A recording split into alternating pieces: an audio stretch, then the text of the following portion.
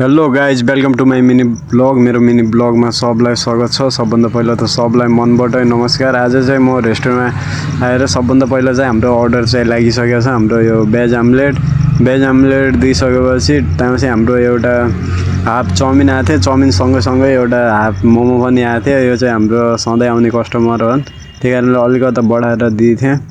यो चाहिँ हाम्रो सधैँ आउँछन् कस्टमर, त्यही कारणले हल्का बढाएर दिइदिएको चाउमिन चाहिँ। यो चाउमिन भाइर दिएर चाहिँ आज चाहिँ हल्का खै आज भोलि 2-3 दिन भइरहेछ रेस्टुरेन्ट उति चलिरहेको छैन। खै सबैको यस्तै हो कि हाम्रो मात्र यस्तै हो, त्यही कारणले आजभोलि चाहिँ हल्का झेउै लाग्छ हैन गाइजहरु।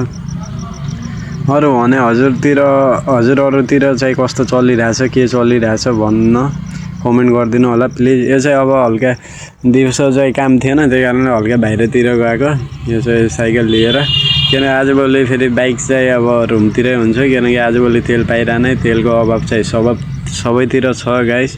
त्यहाँ यो हाम्रो फेरि बेलुकापट्टिको टाइम आयो, हाम्रो पिज्जाको कटिङ टक्क। यो चाहिँ हाम्रो फेरि ओभन ग्यासबाट जल्छ।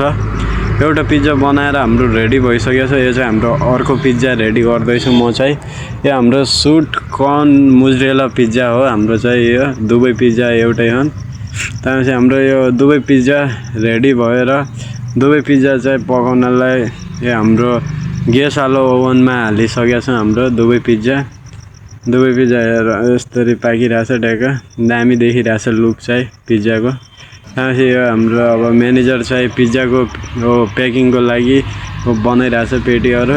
यो चाहिँ हाम्रो मोटे 10हरू मार्केट बन्द गरेर आफ्नो दोकान बन्द गरेर आइसक्यो यता हल्का कुराकानी गर्न। त्यसपछि हाम्रो यो मोटेहरू गइसकेपछि हाम्रो चाहिँ एउटा 3 हाफ राइस आएको थियो। 3 हाफ राइस प्याक गरेर दिएर फेरि त्यसपछि 3 हाफ राइस दिइसकेपछि 1 हाफ मोमो पनि गइसक्यो 3 हाफ राइससँग। त्यसपछि एउटा चाहिएको। ल गाइस आजको लागि यति, बाई बाई।